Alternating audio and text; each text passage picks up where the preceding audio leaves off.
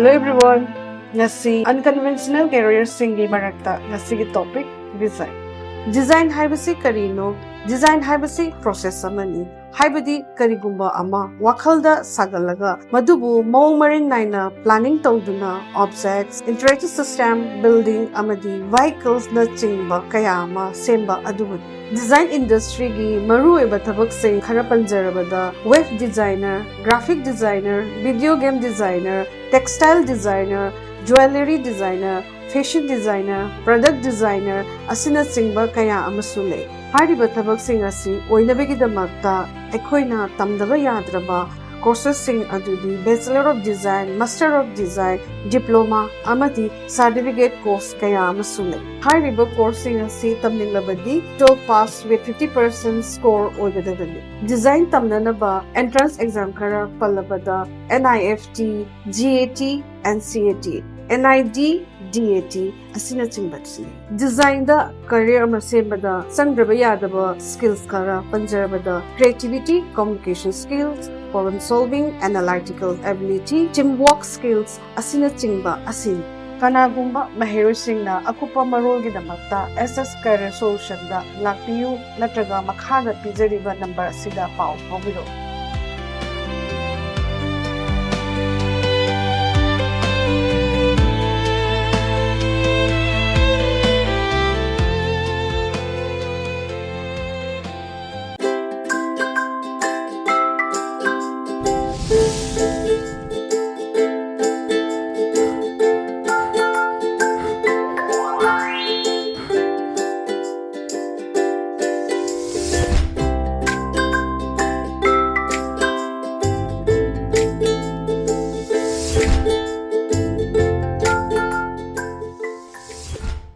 Kromjari. ELITETV ki test of cartoon mahau ming ta video su aham tara mokchari himro ngasi fala fonga pau sing cartoon sing da cartoonist na kadi haining liba kadi funung liba kadi wakal khalang liba do myam sanong thamjage an lokho jage sanga express ki onthok pani da is onthok pani liba cartoon sing myam phajaba angang si ying view back si pura nalaga pak tharaga ni thoi si mapa sna khabar pa lere mama sna angang ti school thindok pothop ki sin angang si da back si lumdhari myam si ana mapa sna harak pani hawjiki school myam si da tambada machasi mangani lairik tik ngaktak su khanganu masamu fanabu su khalu lairik fanayamna hairabasu masabu fatrabati kaishu kanaroi hawjitagi anu upa hore koki bera su hawraklani ana mapasna ngang piibani anu upise aduga ko yam luktharaga puraga chalis mai bag se adune hawjiki school mayam se tambada machasi mangani ana mapasna pakhatna harakune adu mamasna pakhatna hema kainu haibiri du bona masagi mamang harakuna duna haziki school ayam basani private school boy ro ayam basing sida khoi angang sing sida bag si fazna lumna keji tara dagi tadna pu mayam yongdari adugi sendura school singi sanabum su leite boilai yulu ibadongna question ka adu khoijelaga loiraga taine na torga phutlaga angang karimta activities tawum su leitaba asum school mayam si khoi ji pura sogri yungmugum na dagi khoi gi pura khoi mushrooming tawbado na khoi uyen khoi gi kano uyen chongbadona loina khoi chongkhalakpa mushroom torakpasi masigi posidani ngasagi cartoonist thare jam phajaba adum wan thong leba cartooni no bags day kana ga saturday torami adum tokre dogde manipur se niang pa ngaktani tori singse aduna adugi duda yumphom moya kana yamna fajana thamakpa adum ba cartoon adun haise mana pasana yawjiki school mayam se da tambada macha se mangani lairik ti ngakta sukhan gunu masamu phabu sukhallu lairik phanayam hairasu masa phatradi kaisu kana roi hawitagi anupa hore koki bera so hawraklani na yamna phajaba si wan thok leiba khogi cartoon ne duna mari leinaba singasu cartoon ji yan kan kari fawbi ge su khanma mathau tane yam phajaba wan thok leiba cartoon ne thamjage mathang da leisina khoi sana leiba ki loire dana aduni loire dana se yangbiu wari chanabane ahalani khak thabar retirement chalam dagi matamne ade da masina haire pension phangbaga loina yon thoklamlaga brindaban chakrage khale dana hawjiki loiba mong matau machagi mamaugi karigi taunariba mayamsi urakantudani pension phangmaga loina yon thoklamlaga bindabo chakrage khale dana ada maru amasna khume chumi taw laheidraba lamdamnena hawjikan se atang maktani macha masudu IS officer odana IFS odana mayam chawre aduga mama pasingna ji orphan home da thammi ahali old age home da sini mabu pokpiraiba chawra sangnaba yoglaiba ngasigi stage yongnaba honarakpada magi mama mapa do kyamne sacrifice tawge do masana kokthokpa hek yawba suguma mayam si yorakpadudani ngasagi khoi cartoonist thambai se aduna pension phangmaga loina yonthoklamaga bindamon chakrage khallena adare mai marusna chumi taw laheidraba lamdamnena yam nungsiba adagi yamna ina kara khunbagi macha amani aduna masagi old age home da mayamgi picnic chatpaduda mabok thengnabagi yamna phajaba adumba wari phajabsu leibani aduna haujikansi ahansingsi yamna miraibagi mong ama lakpa yamna masi yamna tohoidaba podamni adudadani masagi pelaktadana loina sampati yonthomaga bindabanda laininguragi hairese asi yam phajaba cartoon thamjage pathang leisna khoi pongna phomgi balo he aduni balo esi yengbiyo adaida khoi gift pibagi sinne amasina ore gift sidabu khoi masing thina banateba paisa gi khawni box ne ngasai gi officer da pi lakpagi sinne sir na pamjaba gift tuni surabra mukta yengbiyo na gift haisidi khoi kisu masing thina ponde adena ngasai gi box manung da phajana hapchalaga bandal duni pirise aduna sir na pamjaba gift tuni surabra mukta yengbiyo haise yam phajaba poni hojiksi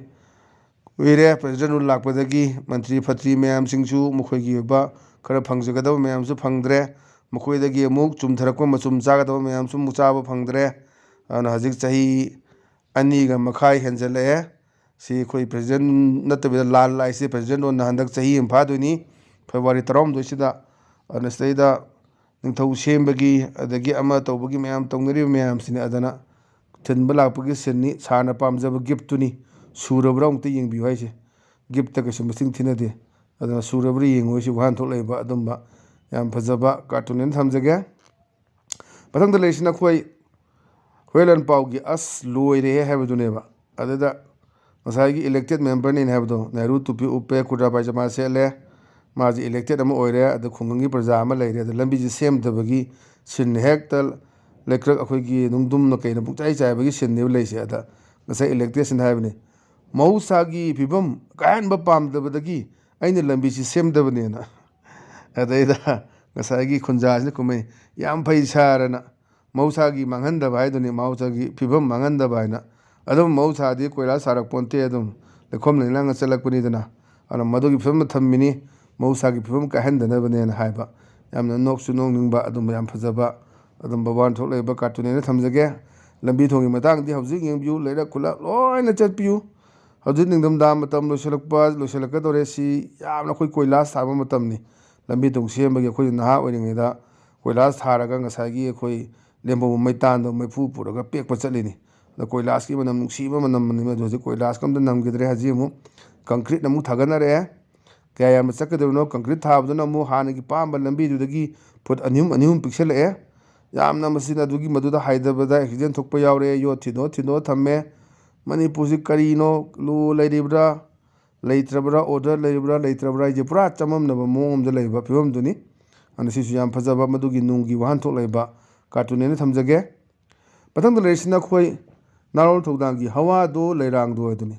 hawa do leirang do sida khoi yam phajaba lambi thong semai wafam ne sisu sida elected am jawre mai pion do leire ada pion sina ibni sir miyam gi senkhaina lambi semba hawrena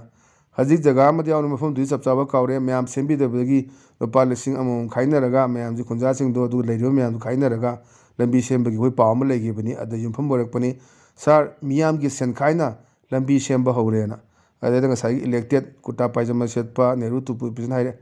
spana dum phare photo kapu aduga narol da bill kaitharagena yam phajawni sembi lambi na mina semba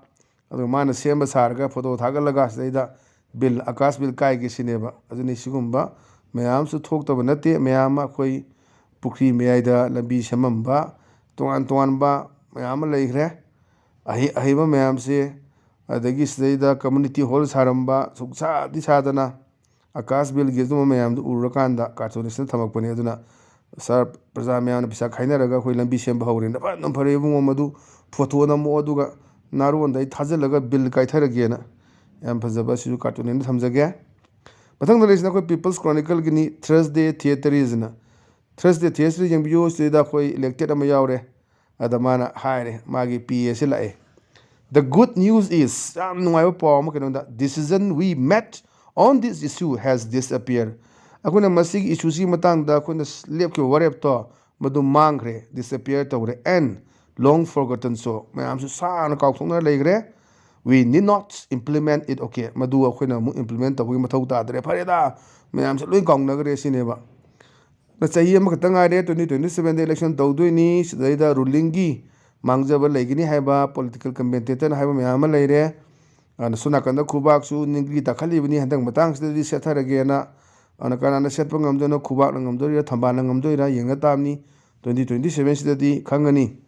ꯑꯗꯨꯅ ꯍꯟꯗꯛꯀꯤ February 12 ꯃꯅꯨꯡꯗ ꯁꯔꯀꯥꯔ ꯁꯦꯝꯒꯗ꯭ꯔꯥ ꯁꯦꯝꯃꯣꯏꯗ꯭ꯔꯥ, ꯍꯧꯖꯤꯛ ꯁꯦꯝꯃꯒ ꯇꯧꯅꯔꯤꯕ ꯃꯌꯥꯝꯁꯤꯡꯁꯤꯅꯤ ꯌꯦꯡꯕ ꯇꯥꯕꯅꯤ. We have to wait and watch. ꯑꯗꯨꯅ ꯉꯁꯤꯒꯤꯗꯤ ꯑꯗꯨꯝꯕ ELITETVꯒꯤ ꯇꯦꯁ ꯑꯣꯐ ꯀꯥꯔꯇꯨꯟꯒꯤ ꯃꯍꯥꯎ ꯃꯇꯥꯡ ꯑꯁꯤꯗ ꯂꯣꯏꯁꯤꯟꯖꯔꯦ. ꯃꯤꯡ ꯇꯥꯕꯤꯔꯤꯕꯁꯤꯡꯕꯨ ꯑꯃꯨꯛ ꯍꯟꯅ ꯈꯨꯔꯨꯝꯖꯕ ꯂꯣꯏꯅꯅ ꯀꯥꯏꯅꯅꯕ ꯌꯥꯊꯪ ꯅꯤꯖꯔꯤ. ꯄꯤꯅꯕꯤꯔꯁꯤ.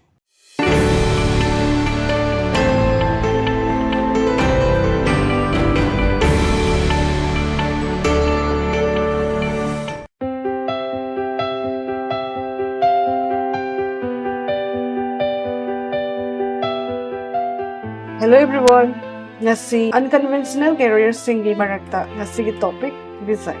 Design haibasi karino? Design haibasi process amani. Haibadi karigumba ama wakhalda sagalaga madubu maung maring naina planning tawduna objects, interactive system, building amadi vehicles na chingba kaya ama semba adubud. Design industry gi maruoiba thabak-sing khara panjarabada web designer, graphic designer, video game designer, textile designer, jewelry designer, fashion designer, product designer asina chingba kaya amasu lei. Hariba thabak-sing asi oinabagidamagta ekhoina tamdaba yadraba courses sing adudi Bachelor of Design, Master of Design, Diploma amadi certificate course kaya amasu lei. Hariba coursing asi tamninglabadi 12 pass with 50% score oigadagani. Design tamnanaba entrance exam khara pallabada NIFT, GAT, and CAT,